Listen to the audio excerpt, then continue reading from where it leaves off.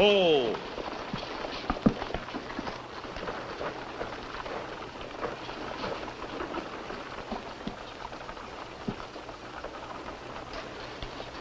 Est-ce que je peux faire autre chose pour vous, Madame Banning? Non, merci, vous êtes très aimable. Madame Banning, je suis Ben Cartwright. Monsieur Cartwright, comme c'est aimable à vous d'offrir l'hospitalité à une pauvre femme étrangère. Mais n'en croyez rien, la femme d'Horace Banning ne sera jamais une étrangère. C'est très aimable de dire des choses pareilles. Oh, voici ma fille, Melinda.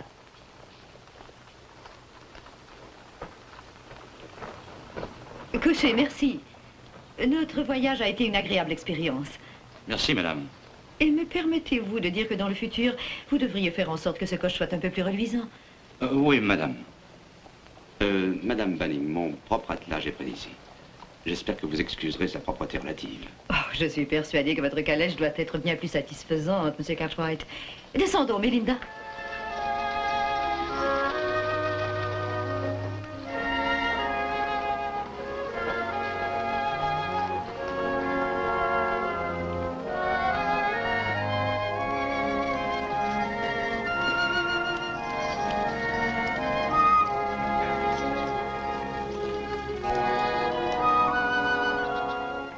C'est ici que commence Ponderosa, Madame Banning. Fichtre, on dirait le domaine d'un empereur. Alors? Vous aimez ça, Melinda? C'est si différent de Baltimore. On a l'impression que c'est un autre monde. Tout ce que nous voulons, eh bien, c'est que notre demeure soit votre demeure. Vous resterez le plus longtemps possible à Ponderosa, jusqu'à ce que votre mari se plaigne de votre absence. Avec vous, au moins, on se sent les bienvenus, cher Benjamin. J'aurais aimé que Père soit là. Et moi donc, chérie. Et moi donc. C'est regrettable qu'il n'ait pas pu venir avec nous. Mais imprimer chaque jour du papier journal, c'est harassant, Ben. Vous savez, ça fait au moins 25 ans que je n'ai pas vu Horace. Mais déjà, à cette époque-là, il était sur le chemin du succès. Uh-huh. Oh!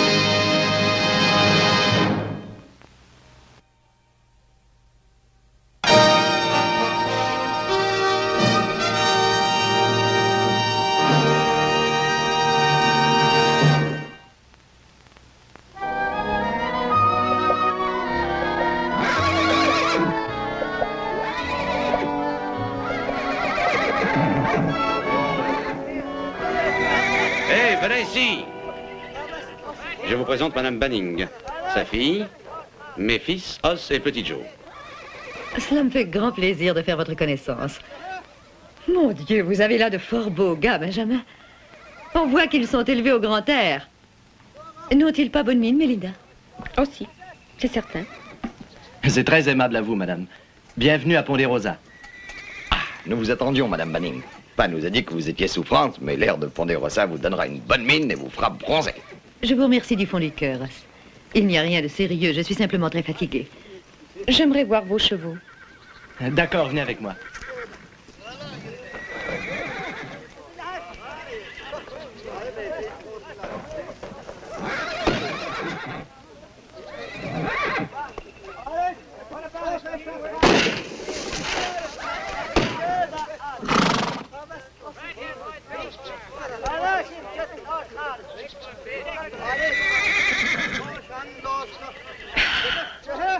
Lâchez-le.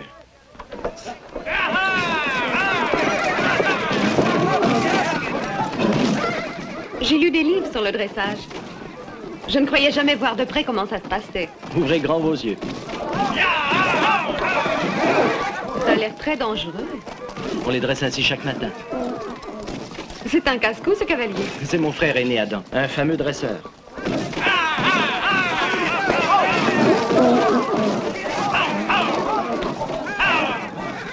cheval a l'air à demi sauvage. Vous auriez dû le voir avant ça. Il m'est difficile de croire qu'il soit sauvage. Chez nous à Baltimore, ils sont si gentils. Il faut absolument les dresser si on veut les faire travailler. En quoi consiste exactement le dressage, Petit Joe? Oh, on doit les habituer à accepter la présence de l'homme.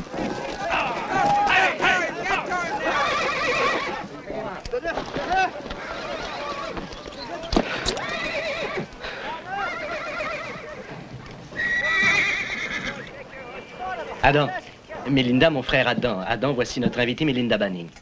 Bien le bonjour, Melinda. Bienvenue à Ponderosa. Vous allez bien vouloir l'excuser pour une minute. Il est grand temps que tu te mettes au boulot. Il y a un vieux canasson qui est tout prêt pour toi. Dans ce cas, restez là et surtout regardez bien.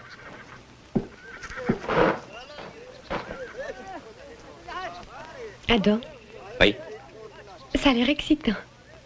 Mais ça a surtout l'air dangereux. c'est doux comme un lapin. Voyez vous-même.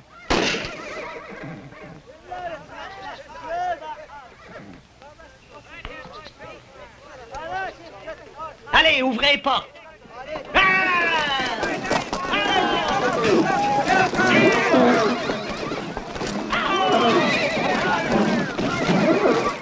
Il va finir par se faire du mal.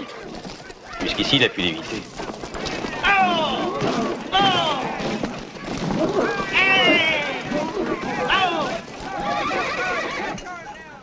Il est moins excité qu'auparavant. Serait-il déjà dompté? Non, mais ses ardeurs se sont calmées.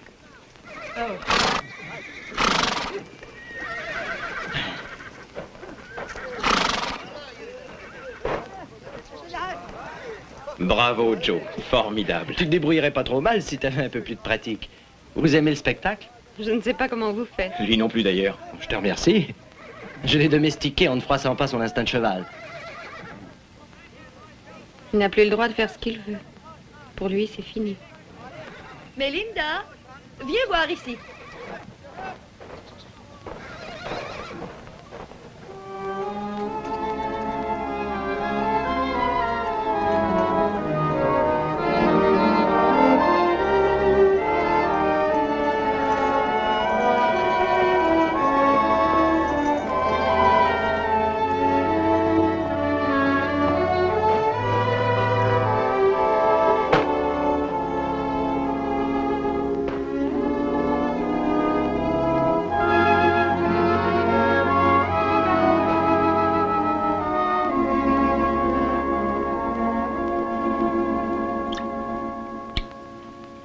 Je me disais qu'au fond de moi-même, j'étais surprise par ces Cartwright. Avec ce qu'ils ont comme argent. Ils vivent de la même manière que des sauvages. Bien sûr, nous pouvons améliorer ça. C'est cependant une grande famille. Un peu rusto peut-être, mais ils sont de bonne race, c'est l'essentiel. Et leur domaine, il est aussi vaste que la moitié du Maryland.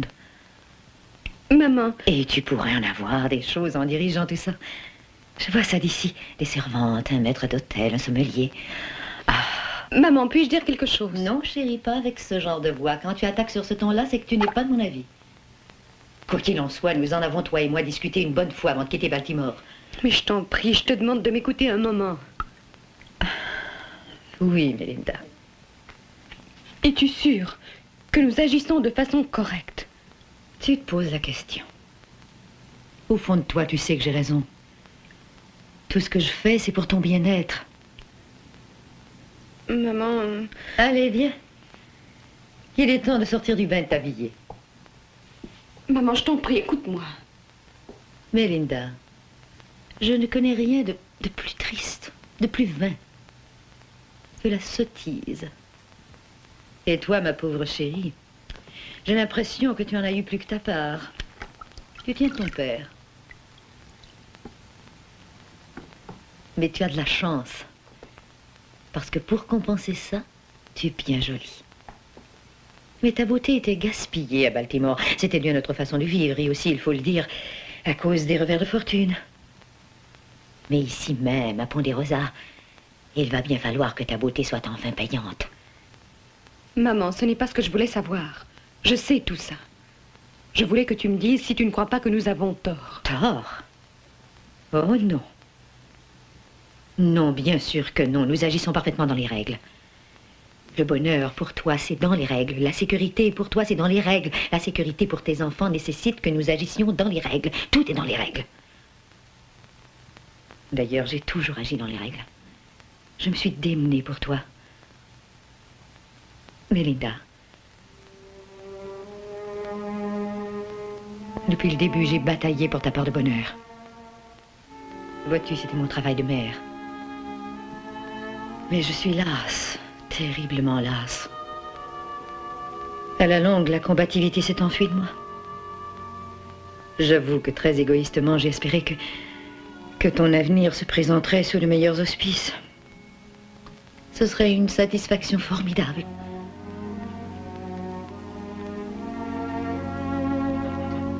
Non, non, allons pas de larmes. C'est dommage, ça te fait gonfler les yeux. Tu es une fille adorable. Seulement, je voudrais que d'autres apprécient tout ça. Allons, habillons-nous.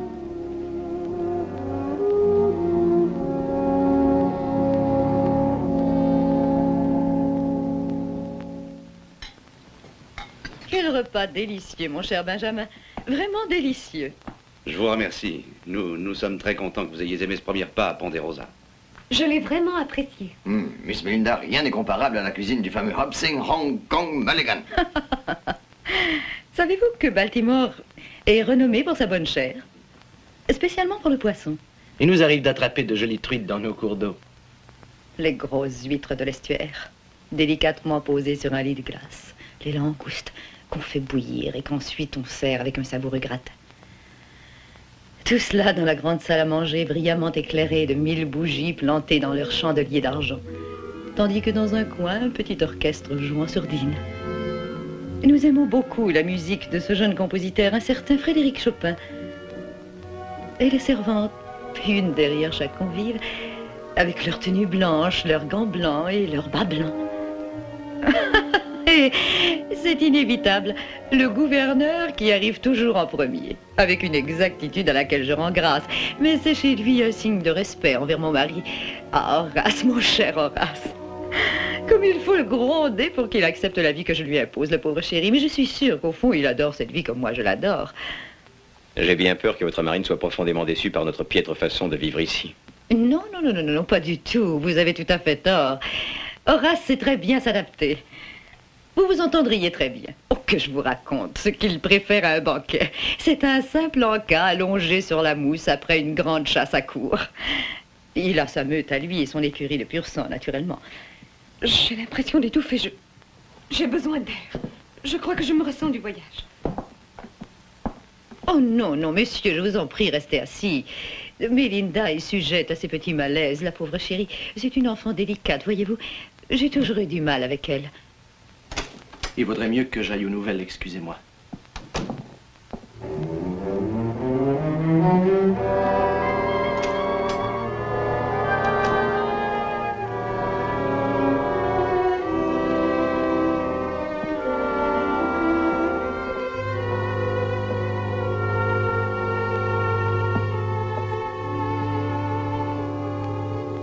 Melinda, vous allez bien?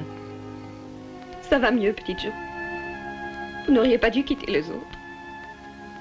En fait, je vous ai observé à table, ça me faisait mal. C'est gentil à vous, petit Joe. Et dites donc, vous n'êtes pas bavarde. Vous me direz que votre mère parle pour vous deux. Elle a plus d'habileté que j'en ai, moi. Oui. Les choses dont elle parlait, je croyais bien que ça n'existait que dans les bouquins. Pour vous, tout doit être différent. J'aime être ici. Nous aimons que vous y soyez. Quelle merveilleuse ambiance règne dans votre famille. Oui, je sais pas, n'arrête pas de nous casser les oreilles avec la famille. Ici, tout le monde cite en exemple le père Cartwright et sa famille. Avec vous, ce n'est pas bien long. On réalise tout de suite que tous vous ne formez qu'un. C'est pas toujours un rêve d'être unis comme les doigts de la main. Et très souvent, je souffre d'être le Benjamin. Alors, je suis en train de parler de moi. Il vaudrait mieux que l'on parle de vous. Il n'y a pas grand-chose à savoir. Chez moi, je menais vraiment une vie très calme. Ça alors? Avec ce train de maison, ces servantes et ce gouverneur qui venait dîner à tout moment, ça devrait manquer de calme, la vie d'un grand patron de journal. Que se passe-t-il? Vous êtes souffrante? Ça ne sera rien. Allons, je vois que vous êtes bien déçue par la manière dont nous vivons ici. Je vous en prie.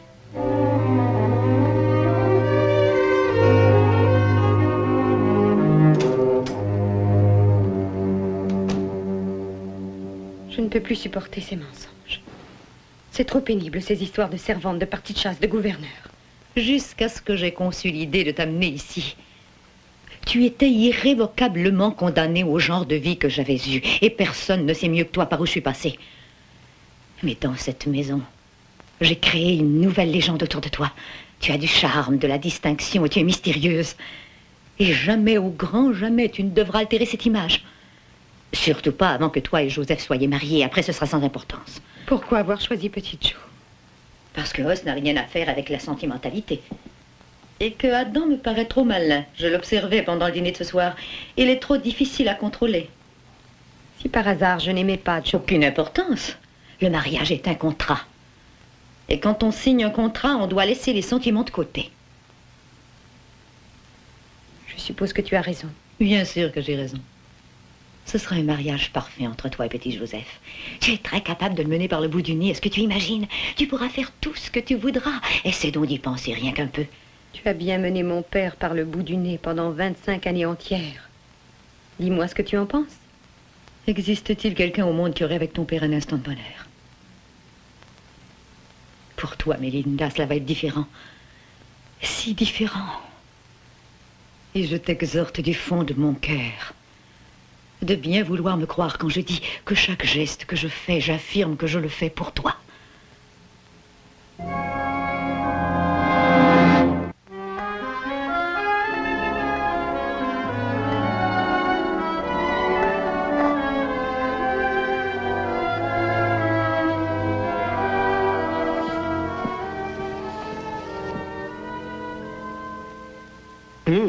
C'est délectable. C'est en tout point délicieux. Cette recette est dans la famille depuis des générations. Elle vient de France. Il me faudrait un verre de vin. Vous ne croyez pas qu'il est un peu tôt pour boire? C'est pas pour moi, allons, c'est pour le ragoût. Je vous ai dit que cette recette venait de France. Je ne crois pas qu'il y ait du vin dans le coin. Si tu cherches bien, tu trouves, c'est automatique. Si tu allais voir au cellier. Oh oui, mais bien sûr, le vin pour monsieur le curé que je suis distrait. Tu trouves, c'est automatique. Eh bien, j'y vais.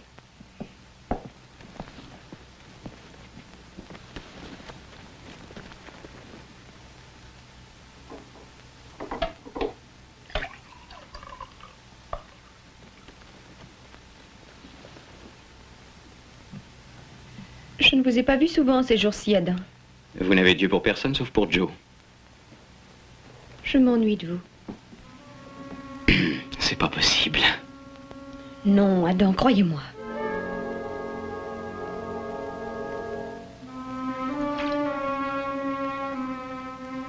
Quel genre de femme êtes-vous?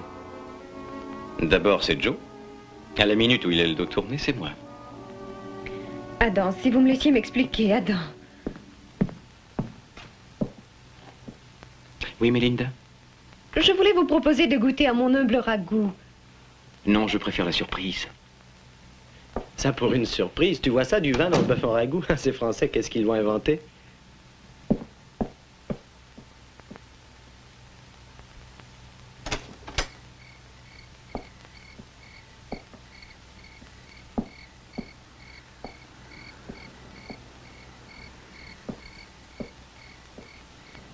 J'aime mieux sortir la nuit. Je juge mieux de l'immensité du pays. Vous devez vous languir un peu de votre belle demeure. Je suppose que c'est le cas. Mais c'est pas ce que vous croyez. C'est que chez moi, j'ai pris l'habitude d'y vivre. Prendriez-vous l'habitude de vivre comme on vit ici? Il faut s'habituer à aimer, petite Jo. Quand on aime, on finit par s'habituer à tout. Est-ce que vous êtes décidé à tout aimer? Vous êtes adorable, petite Jo. La plus adorable personne de tout le domaine. Vous êtes pour moi la plus jolie fille d'Ève. Je ne pense qu'à ça depuis que vous êtes arrivé. Alors je suis bien contente d'être là. Melinda, je voudrais vous poser une question si vous vouliez y répondre franchement. Quelle réponse voulez-vous, petite Jo?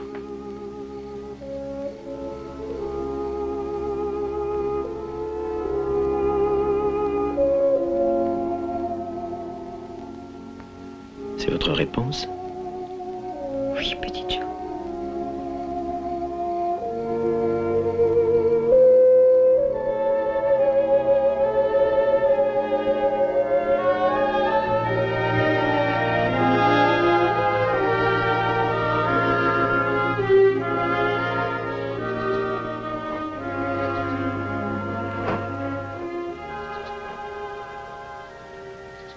Oh, quel air! C'est réellement revigorant, cet air-là. Il y a des effluves parfumés. Maman, les hommes n'aiment pas qu'on les embête pendant leur ouvrage. Joseph t'a bien demandé de venir. Oui, maman. Les hommes adorent que les femmes s'intéressent à leur travail. Ils sont maladivement orgueilleux et fiers. C'est une de leurs manies. Maman, il faut me laisser te dire une chose. Je t'en prie, Melinda, je t'ai déjà ordonné de ne pas réfléchir. Benjamin. Voilà. J'ai mis des selles en glace, j'espère que vous êtes habitués.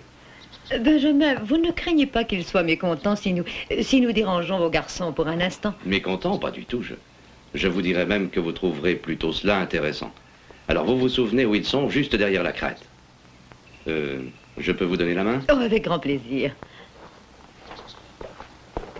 Voilà.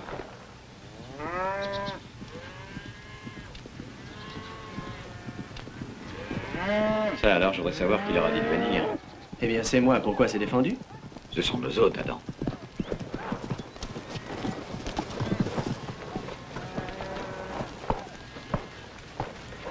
Bonjour, Melinda. Bonne promenade. Salut, madame. Vous aimez ça? Dites plutôt que j'adore. Merci infiniment. Oh. Et voilà. C'était merveilleux. Merveilleux. Eh bien, vous faites de la cuisine? Non, madame, pas du tout. Vous n'avez pas l'air content de nous voir, Adam? Je me préoccupe de votre confort. C'est un peu précaire pour vous deux. C'est très aimable d'y penser, Adam. Mais vous verrez que Melinda s'accoutume très vite à tout ce qui se passe dans un ranch. Bien sûr. Ça mène le veau. Toi, Joe, remets du bois. D'accord, Adam. Excusez-moi.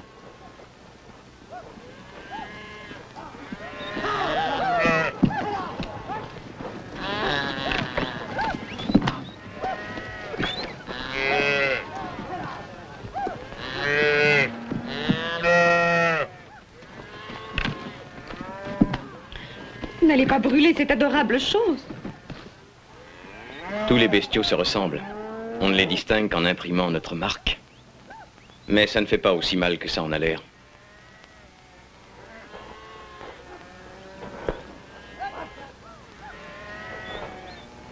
Ça y est?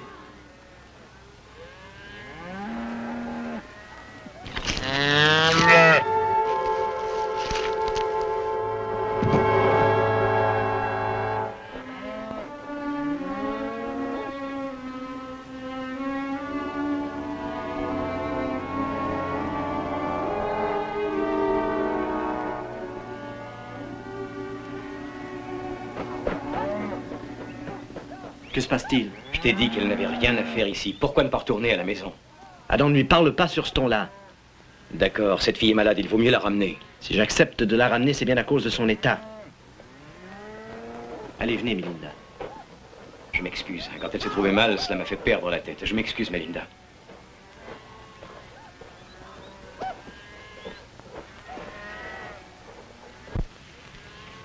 On dirait que Joe prend pas mal d'intérêt pour la demoiselle. Oui.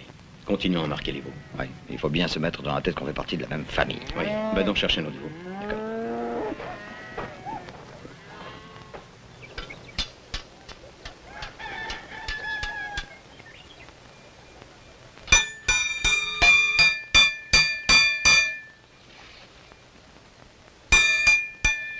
Qu'est-ce que c'est que ce rouleau-là? Des barbelés. C'est plein de piquants, les bêtes doivent se faire mal. L'expérience, c'est la meilleure des leçons. Mais elle est trop cruelle. Ce n'est qu'une leçon parmi tant d'autres. On marque les génisses, on mate les chevaux. À chaque jour suffit sa peine. Il ne s'agit pas de votre peine, mais de la leur. Mais Linda, en qualité d'hôte, vous avez le droit de faire tout ce qui vous fait plaisir. Mais ceci n'est pas de votre ressort. Surtout qu'en ce moment, je n'ai pas le temps de discuter.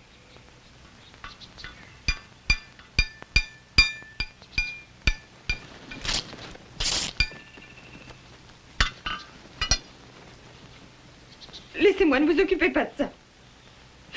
Je vais me débrouiller toute seule. Ça n'en a pas l'air. Voilà.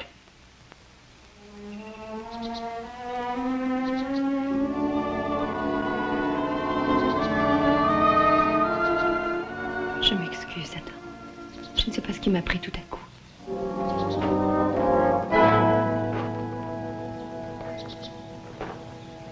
Alors, qu'est-ce qui te prend? Mais rien, Joe, rien du tout. T'as le culot de me dire que ce n'est rien? Ah, laisse tomber.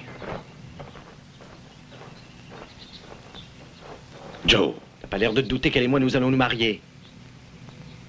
vous mariez? J'ai décidé ça l'autre soir. J'attendais qu'on soit réunis pour te l'annoncer. Et là, qu'est-ce que ça veut dire, au juste? C'est beau, les coups de foudre, comme dans les romans. Mais enfin, Joe, es-tu sûr? Es-tu bien sûr de l'aimer? Plus que tout au monde. Quand je l'ai vu avec Adam... Alors, pas d'emballement, Joe. Adam ne connaissait pas tes projets avec Melinda. Pas plus que moi, d'ailleurs. Je pense que t'as raison. Je vais lui dire de ne plus chasser dans mes terres. Alors, du calme, Joe. Joe, écoute. Retourne à la maison. Je t'en prie, retourne à la maison. D'accord.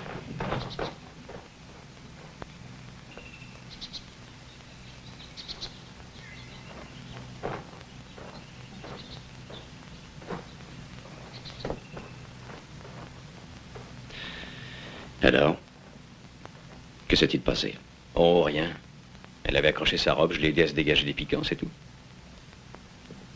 Est-ce que tu savais que Joe voulait se marier avec elle?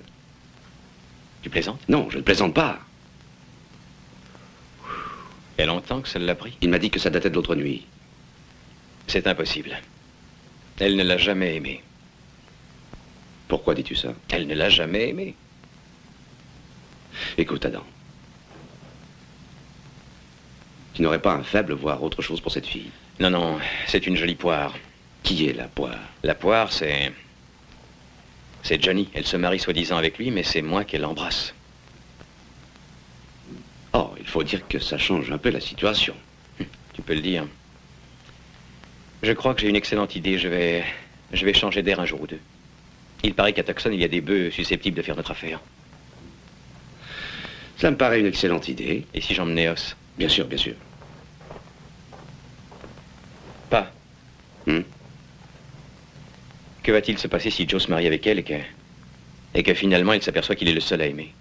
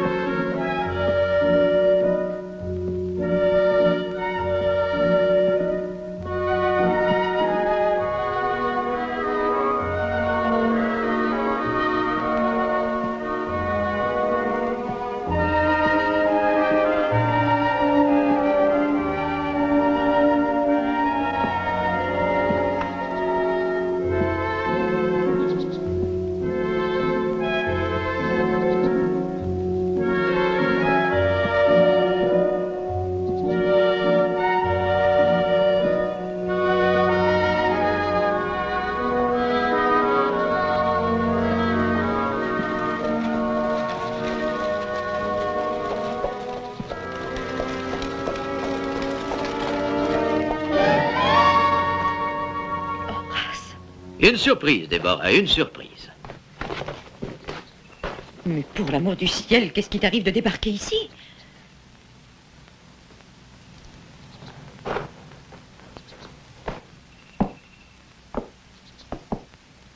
Hello, Déborah. Horace, je t'ai posé une question. Où est-ce que tu te crois ici? Eh bien, ma chérie, il va falloir que je t'annonce de fort mauvaises nouvelles. De fort mauvaises nouvelles.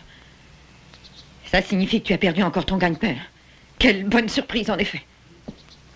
Mais pourquoi es-tu venu là? Comment se fait-il que tu oses arriver maintenant? Mais Déborah, je vais où tu es? Où voulais-tu que j'aille dire? N'importe où dans le monde entier, excepté ici. Mets-toi bien ça dans la tête et repars 2 fois plus vite que tu n'es arrivé, compris? Mais Déborah, tu ne peux pas me faire ça. J'ai voyagé toute la nuit, j'ai une faim de loup et je suis exténué. Pourquoi m'en irais-je? Pourquoi ne resterais-je pas ici? Pourquoi ignorer Melinda, ignorer mon vieil ami Ben? Parce que ton vieil ami Ben est la dernière personne au monde que je voudrais devoir rencontrer. Horace. Melinda et Joseph Cartwright sont sur le point de se marier. Se marier? Mais c'est une très bonne nouvelle.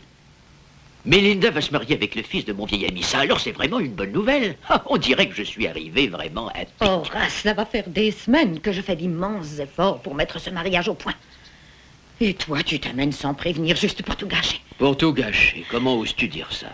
Je suis son père, j'ai le droit d'être au mariage. Fais-moi cette faveur. Tu n'es pas le père de Melinda, dis-toi bien ça. Que veux-tu dire par là? Tu n'es pas le père dont j'ai fait la description à Ben Cartwright. Mais Ben sait que c'est moi. Il sait que c'est moi et pas un autre. Ben Cartwright croit que Melinda a un père qui a réussi dans les affaires à Baltimore. Il est intimement persuadé qu'on nage dans l'opulence. Il croit que notre fille est cultivée, qu'elle est riche. Je ne sais pas pourquoi tu as mis au point toutes ces salades. Mais je connais Ben Cartwright. Et je sais que ma fille Melinda ait de l'argent ou non n'influence en rien son comportement. Si son fils a de l'amour pour elle. Pauvre fou! Tout ce que tu as fait dans ta vie, c'est des idioties ou des folies. Toute ta chienne de vie, tu as tourné le dos aux réalités. Déborah, j'en ai tant souffert. Mais il y a une réalité à laquelle tu dois faire face. Tu dois te pénétrer de l'idée qu'au grand jamais, tu as pu être une seule et unique fois à la hauteur. Déborah. Et qu'aujourd'hui, tu es une menace pour son avenir. Enfin, si comme tu le dis, tu l'aimes, si tu l'aimes sincèrement, tu dois t'en aller d'ici. Ne brise pas son avenir et son bonheur se passera très bien de ton aide.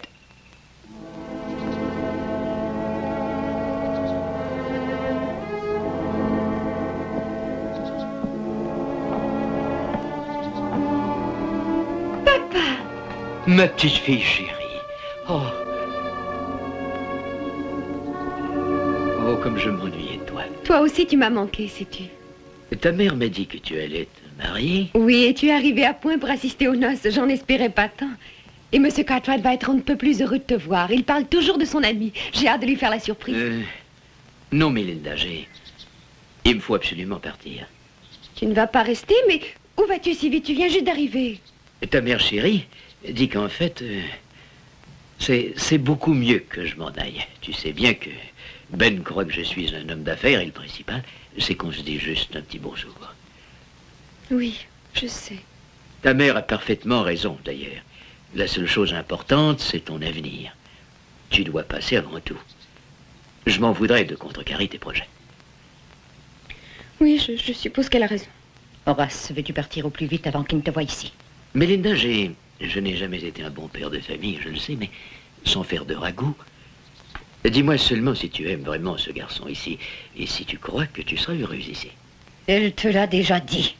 C'est ma fille, Déborah. C'est la mienne autant que la tienne. Maintenant, va-t'en d'ici. Et si tu fais quoi que ce soit susceptible de faire rater ce mariage, sois assuré que je te tuerai, j'en fais le serment. Aussi vrai que je te le dis.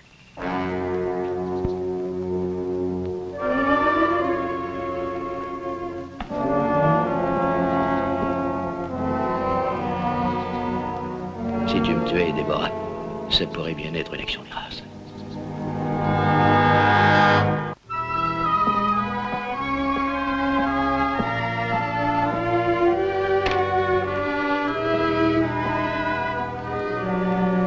Horace? Horace! Bah ça alors, c'est une très bonne surprise. Ben, ça faisait si longtemps. Ah, Ben. ça me paraît si lointain, ça fait au moins un Ça siècle. fait Horace. drôlement plaisir, Benjamin. C'est formidable. Ce cher Horace sera là pour les noces de Melinda, n'est-ce pas merveilleux? Tu étais la seule chose qui manquait, mon chéri. Maintenant que tu es là, tout va aller très très bien, Horace. Non, tu dois être recrue de fatigue, mon trésor. Allez, viens, je veux que tu te fasses beau. Suis-moi, Horace. Eh bien, on se verra plus tard. Oui. Je prends tes bagages.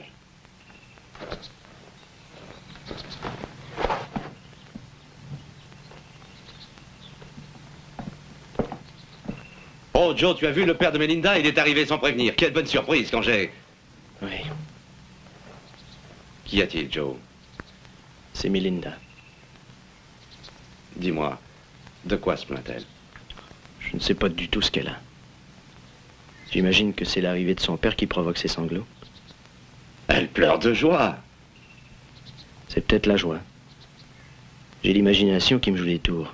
Pourquoi voudrais-tu qu'elle pleure? Je ne sais pas grand-chose de la vie, mais... je sens que quelque chose ne va pas. Tu es sûr? C'est une si belle jeune fille. Allons, ne me dis pas que t'as pas vu de jolie fille avant elle. Si, mais en plus, chez Melinda, il y a ses yeux profonds d'un vert émeraude. Il y a sa façon de s'habiller, de parler, les traditions de famille. Je n'ai jamais vu une telle classe chez une jeune fille.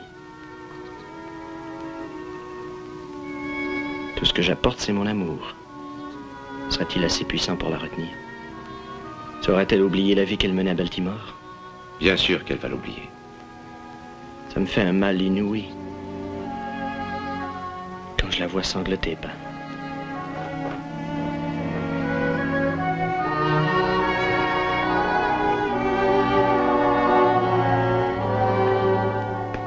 Bonsoir, Ben. Rien de tel qu'un bon bain pour qu'on se sente un autre homme. Oui, je suis sûr que tu te sens mieux à présent. Est-ce que Melinda et Deborah vont bientôt descendre? Ça ne sera pas long, tu connais les femmes. Il leur faut plus de temps pour se coiffer qu'il en faut à un homme pour se faire pousser la barbe. Je sais très bien de quoi tu parles. Mais le dîner ne sera prêt que dans 1 heure environ. Seulement? Hopsing tient à faire un dîner magnifique. Hein? On peut bavarder avant que la soupe soit chaude? Oui, bavardons de l'ancien temps, Ben, ça nous ferait du bien. En fait, Horace, ce n'est pas exactement ce que j'aimerais. Je voudrais que l'on parle de ta fille et de mon garçon. D'accord, Ben, ils forment un bien joli couple. Je n'en doute pas. Mais es-tu bien sûr que ce couple est un joli couple? Pour moi, ça y ressemble. Déborah a vaincu tous mes doutes, elle est sûre que c'est un bon mariage. Elle dit que les jeunes gens s'aiment à la folie. Je me fais du souci pour eux, Horace. Du souci. Ouais. Et pourquoi se tracasser, Ben? Pour une chose, surtout. Leurs origines, leurs modes de vie sont si différents. Joseph a passé la majeure partie de sa vie à l'intérieur de Ponderosa. Oh, c'est pas pour ça qu'il n'a rien vu, c'est certain, mais... il s'est développé dans l'atmosphère d'un ranch. Tandis que Melinda... Enfin, tu connais mieux que moi ses antécédents, Horace. Sa grande culture, sa vie mondaine, ses habitudes de luxe, que sais-je encore. Allons, Ben, ça... ce n'est pas le plus important. C'est important pour Melinda. Surtout si elle doit tout laisser tomber pour mener notre genre de vie. Oh, mais ce genre d'existence, eh bien, nous n'en avons pas honte. Mais es-tu certain que ta fille aime Joseph, enfin, tout au moins suffisamment pour abandonner à tout jamais la douceur de vivre que tu lui as dispensée? Il lui faudra un gros effort pour endosser notre genre de vie. La vie dans un ranch. Ben, je suis sûr que Déborah y a déjà pensé. Non, je t'en prie. C'est pas à elle qui appartient la décision. C'est à Melinda. À elle seule. Pose-lui la question, qu'elle te réponde aussi franchement que tu le ferais avec moi. Ben, écoute-moi. Tu as raison, je ne veux pas te mentir. Ou plutôt, je ne voudrais pas te mentir. Mais, hélas, tu ne sais pas la vérité. À propos de moi et de Marie-Lucite et des antécédents de ma fille chérie. Oui. Dans le fond, rien n'est vrai, c'est une invention. Fais-moi la faveur de me croire, je n'ai même pas de gagne-pain. J'ai perdu mon travail. Toute cette légende a été inventée de bout en bout par Déborah. Pourquoi? Oui, vraiment, pourquoi? Pourquoi avoir inventé une chose comme ça? pour piéger un mari pour notre enfant. Pourquoi faire? Devait-elle prétendre être riche? Croyait-elle qu'il me fallait une riche héritière pour mon garçon? Mon épouse est une ambitieuse. Et on ne peut lui reprocher après la faillite de son mariage avec moi. Ce qu'elle a fait est répréhensible, Ben, elle a eu tort. Mais elle agit avec, comment dire, le désir sincère de procurer à Melinda une sécurité sur tout ce genre de vie qu'elle aurait bien voulu, mais qu'elle n'a jamais pu avoir.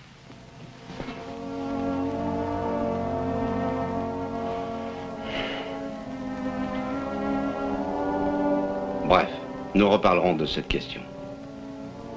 Le plus important, c'est... Est-ce que Melinda aime Joseph? A-t-elle l'intention de l'épouser pour son argent?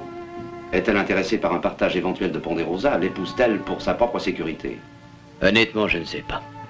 La pauvre enfant a toujours vu Déborah tout décider. Elle lui disait quoi aimer, quoi penser, quoi dire, quoi faire.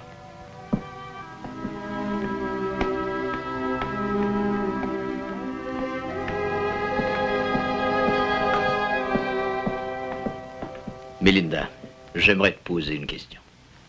C'est inutile. Je t'ai entendu parler avec M. Cartwright. Je sais ce qu'il me reste à faire. Où est petit Joe, M. Cartwright? Eh bien, il est quelque part par là. Son cheval s'est mis à boiter, il est en train de s'en occuper.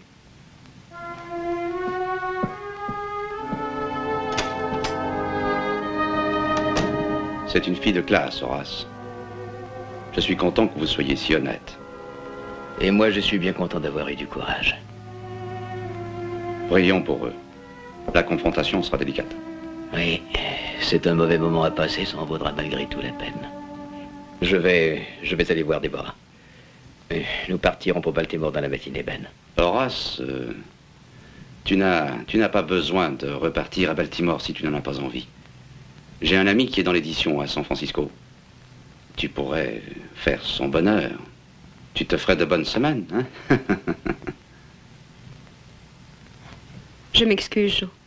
Non seulement pour ce que ma mère et moi avons essayé de faire, mais parce qu'on n'est pas arrivé à s'aimer. Moi, j'étais tombé amoureux. Non, pas amoureux de moi. Amoureux de quelque chose que ma mère avait inventé. Vous n'auriez pu aimer longtemps une chose qui n'a jamais existé. Tout est au point, Monsieur Banning. Papa, qu'en dit ma mère? Ça, je ne sais pas. Elle discute avec Ben. Je n'ai pas honte de ce que j'ai fait. Je n'ai pas honte du tout. Je suis à même de comprendre, Déborah. Vous, avec tout votre bel argent et votre empire de Ponderosa, comment pourriez-vous comprendre? Je n'ai pas hérité de Ponderosa. Cet empire, je l'ai bâti. Mais vous ne savez pas ce que c'est que d'être véritablement pauvre. De gratter un peu à Paul, un peu à Pierre, tout en se sacrifiant. Se faire rire au nez, être humilié et avoir honte de sa pauvreté. Et de faire le serment sur ce qu'on a de plus sacré que votre fille, on sera épargné. Déborah, de vouloir le meilleur pour votre chère enfant, c'est parfait. C'est un devoir de lutter. Mais en la forçant d'accepter votre idée de son avenir, c'est déloyal. Déloyal. Déloyal pour moi de vouloir la sécurité et le bonheur en la mariant de fort belle manière. Mais l'argent ne garantit rien. Il n'y a que l'amour. L'amour. Avec Horace, on s'est mariés par amour. Regardez ce qui reste. J'aime à le voir. Et je me réjouis du spectacle d'une jeune fille qui aime sa mère à un point tel qu'elle obéisse à vos exigences sans en faire une remarque. Et je me réjouis de voir un mari qui est amoureux de sa femme en dépit de son indignité et malgré les humiliations qu'il doit subir. Je me réjouis de voir que deux personnes vous aiment. Deux personnes qui vous attendent, c'est réjouissant. J'ai envoyé un mot à un auditeur de mes amis qui est à San Francisco. Je suis presque sûr qu'avec lui, Horace aura un gagne-pain. Ce sera un nouveau départ pour vous trois. Eux, ils vous aiment.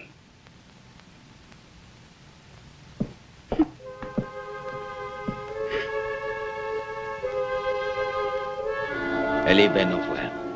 Grand merci pour ce que tu as fait. Au revoir, Horace. Bonne chance. Au revoir, Melinda. Au revoir, M. Cartwright. Merci beaucoup.